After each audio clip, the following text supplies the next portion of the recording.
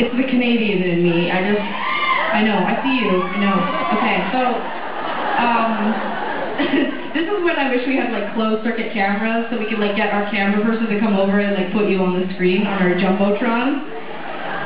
Okay, so anyways, when I was, like, 14 years old, I loved the Smashing Pumpkins. Well, I mean, from the time I was 14 until I was, like, 21. And I had Billy Corgan, like, I had a poster of him, and it was over my bed, and I would, like, it wasn't, like, a romantic thing. I just liked to look at him, like, I would be, like... I don't even know, sometimes I would have conversations with him, and one time I wrote him a letter. It's weird because I was a musician and I didn't even want to really talk to him much about music. That wasn't it. I don't even know what I wanted.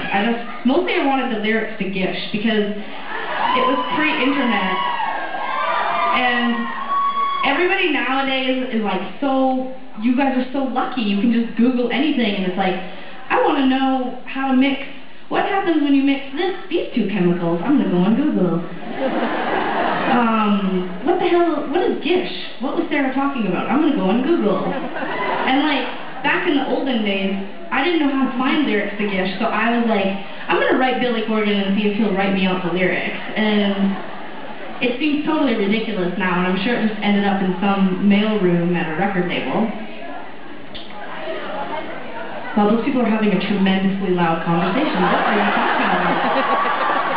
What is happening? I just had a conversation with a friend recently, and she told me that people go to concerts for different reasons, and some people go just to drink and talk, and that we shouldn't take offense. We should just let them talk. Okay, and that no. Maybe they're talking about Gish. I'm talking about Gish. I know, but I was going to say that. I was thinking about it the other day because back in the day, I mean, we've been doing this for 10 years, and we used to play to like 50 people, and they listened. Because if they didn't, Sarah would go off the stage and be like, hello, why aren't you listening? And as the shows get bigger, and we get richer, just kidding, as the shows get bigger, I'm just kidding. I wear the same outfit every day. I can barely afford to launder it at this point, but after playing for 10 years, and like, you know, as the crowd gets bigger, you kind of lose control of it. Not that we're control freaks, but we are, but it's mainly that you realize that even though most of the people in the audience want to hear what clever anecdote we're going to tell, that there's just like a few people that are all like, oh my god, and at work it was so crazy, and I was just like, oh my god, and have you heard that? That's so good. They're like my favorite band. I follow about MTV. I love them. Do you want more drinks? Why are these people singing around us? It's so annoying. I can't hear anything that you're saying.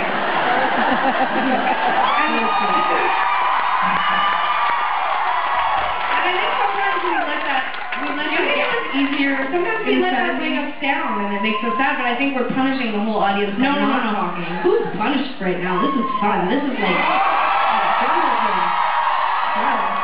It's like our moms let us off in the ballroom. This is wicked. This is a good time. Do you think it was easier in the 70s to go to a concert because everyone was on acid, and so people forgot how to speak? Like, they were like, okay. There's so many young people in the audience. Sarah and I are so old. We're so old, we don't even drink anymore, but there's a lot of young people in the audience. By a show of applause, do people still do acid? But most of you are on meth right now, though, right? Like, that's the problem, right? Yeah. Okay, the table's gonna turn. First, yanking your chain. Yanking your chain. Okay. All right, more music.